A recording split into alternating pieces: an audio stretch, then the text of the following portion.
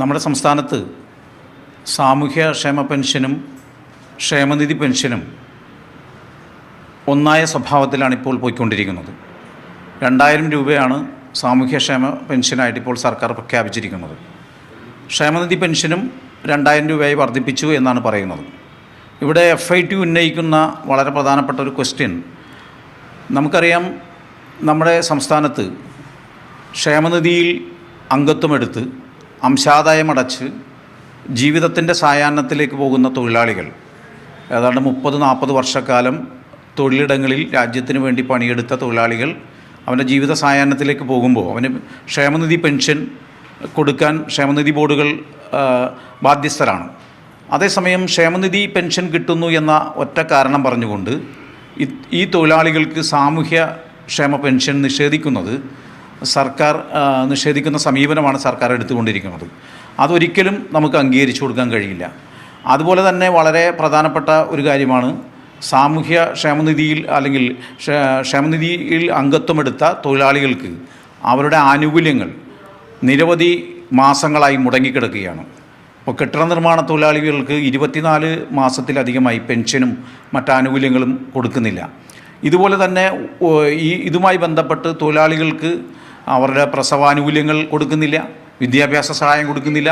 ക്ഷേമനിധിയിൽ കോടിക്കണക്കിന് രൂപ തൊഴിലാളികൾ അംശാദായമായി അടച്ചിട്ടും അത് കൊടുക്കാതെ നിഷേധിക്കുന്ന ഒരു നിലപാടാണ് എടുക്കുന്നത്.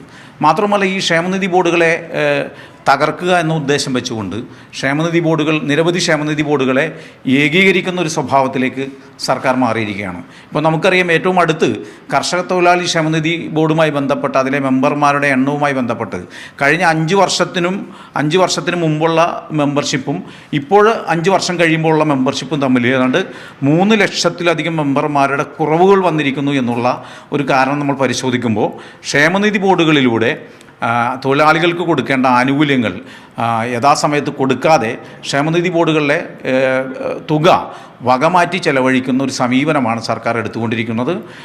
അതുമാത്രമല്ല, ക്ഷേമനിധി ബോർഡുകളിൽ ഡെപ്യൂട്ടേഷനിൽ മാത്രം വന്നുകൊണ്ട് ജോലി ചെയ്യുന്ന മേലുദ്യോഗസ്ഥന്മാർക്ക് ശമ്പള ഇനത്തിൽ തന്നെ ഈ ക്ഷേമനിധി ബോർഡുകളിലെ കോടിക്കണക്കിന് രൂപ ചെലവഴിക്കേണ്ട ഒരു സാഹചര്യം കൂടിയാണുള്ളത്. ഈ വിഷയത്തിൽ FIT സംസ്ഥാനത്ത് ഒട്ടേറെ സമരങ്ങൾ സംഘടിപ്പിച്ചിരുന്നു.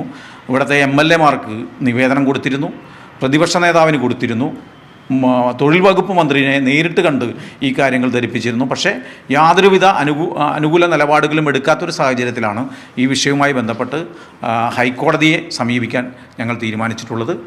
ശക്തമായൊരു നിയമ പോരാട്ടം ഇതുമായി ബന്ധപ്പെട്ട് ഉണ്ടാകും.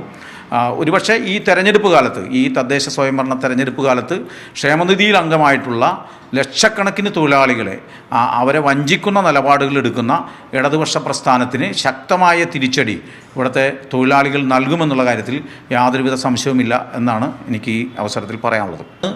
സാമൂഹ്യ ക്ഷേമനിധി പെൻഷനും അതുപോലെ തന്നെ തൊഴിലാളികൾ അംശാദായം അടച്ചിട്ടുള്ള അവരുടെ ക്ഷേമനിധി പെൻഷനും അത് ഒന്നാക്കി മാറ്റുന്ന സമീപനം ശരിയല്ല. കാരണം ക്ഷേമനിധിയിൽ അംശാദായം അടച്ചിട്ട് അവന് കിട്ടേണ്ട ഒരു ആനുകൂല്യമാണ്. അതേസമയം ഇത് ഒരു പൗരന് 60 വയസ്സ് കഴിഞ്ഞ പൗരന് കൊടുക്കുന്ന മറ്റൊരു ആനുകൂല്യമാണ് സാമൂഹ്യക്ഷേമ പെൻഷൻ. ഈ ക്ഷേമനിധിയിൽ അവൻ്റെ തുക അടച്ചുകൊണ്ടാണ് അവന് 60 വയസ്സ് കഴിയുമ്പോൾ അവന് പെൻഷൻ കിട്ടുന്നത്. അപ്പോൾ ഇത് ക്ഷേമനിധി പെൻഷൻ കിട്ടുന്നു എന്ന ഒറ്റ കാരണം പറഞ്ഞുകൊണ്ട് സാമൂഹ്യക്ഷേമ പെൻഷൻ നിഷേധിക്കുന്നത് ഒട്ടും ഗുണകരമല്ല എന്നാണ് ഞങ്ങൾക്ക് സൂചിപ്പിക്കാനുള്ളത്. മറ്റൊരു കാര്യം, നമുക്ക് അറിയാം, ഇവിടെ ഇപ്പോൾ ഈ ക്ഷേമനിധി പെൻഷൻ അടക്കമുള്ള കാര്യങ്ങളിൽ വലിയ കുടിശ്ശികയാണ് വരുത്തിയിട്ടുള്ളത്.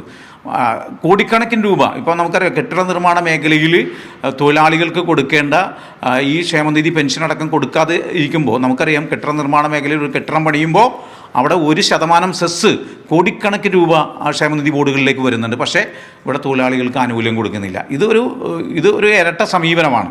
ഒരു വശത്ത് തൊഴിലാളി പക്ഷ നിലപാടുകൾ പറയുകയും തൊഴിലാളി വിരുദ്ധമായ സമീപനങ്ങൾ നടത്തുകയും ചെയ്യുന്ന ഒരു ഗവൺമെൻറ്റാണ് കേരളം ഭരിച്ചുകൊണ്ടിരിക്കുന്നത് എന്ന് നമുക്ക് ശക്തമായി ചൂണ്ടിക്കാണിക്കേണ്ടി വരും.